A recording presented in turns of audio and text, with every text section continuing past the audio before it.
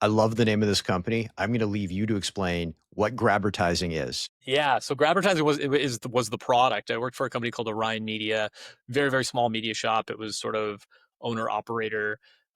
He had a number of clients that he worked with in a variety of capacities. He did a number of different things, but he was working with a company called Grabertising, and they had just secured the inventory for grocery carts in a number of banners across Canada.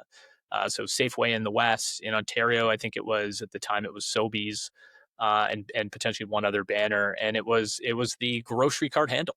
They developed a handle that could just clip on top of a regular grocery cart, I remember it. and we had advertising that was sort of behind a window on the Grabertising handle.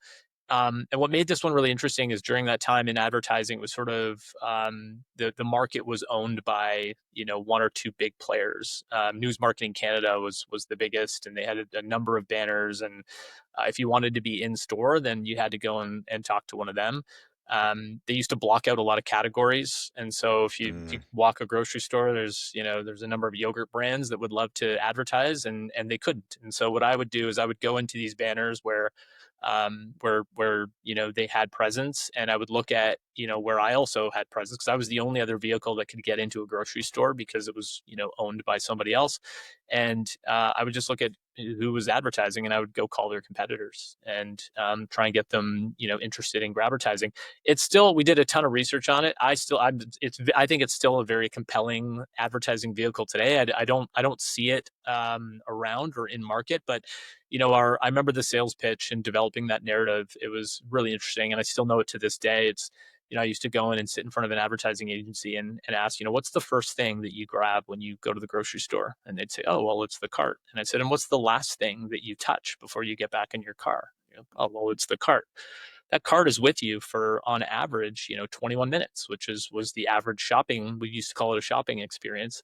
And how many times are you looking down at that handle? Right, we would use an average of 6 during that 21-minute shopping period, but it was probably a lot more, right? And on that handle would be some sort of a call to action, and you would get to that aisle. And anyways, so there was all this behavior and analysis that we did around people and their shopping behaviors, that we could then tie back to purchase, which was great. And so did quite well with that product. It was the only product I had. I was literally hawking it in agencies. I would be up and down, Bloor Street and Bay Street with my Grabertising handle, going into agencies, showing them, what it looked like, and developing my pitch. And I was 21 years old, and just learning the industry through basically a book. Right, it was the National List of Advertisers. I'd start at Yeah, I A remember and that. Yep. and and end at Z. Okay, and can we just say that you were probably in retail media before retail media was actually a thing? I know. When I saw it, I remember when retail media started to become a thing. I laughed a little bit, and actually, I kind of toyed around with, like, is this something that I should pursue? Because I do love it. I think retail media is amazing, and the troves of data that retail media sit on, I think, is second to none in our industry. Could you imagine if Grabertising had access to, like, QR codes and Or like phones, like purchase smartphone data, yeah, like but no, smartphones were a thing back then. It's just like, oh, like you said, the yogurt coupon was built yeah. in.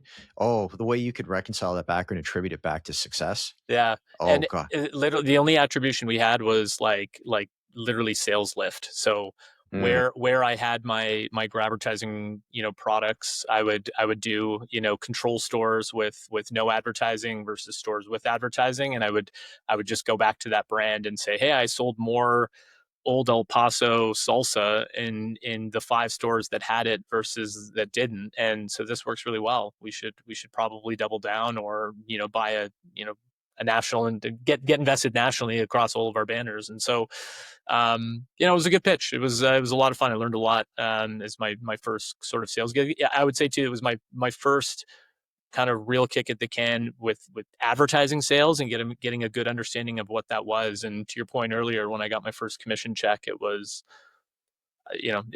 life changing.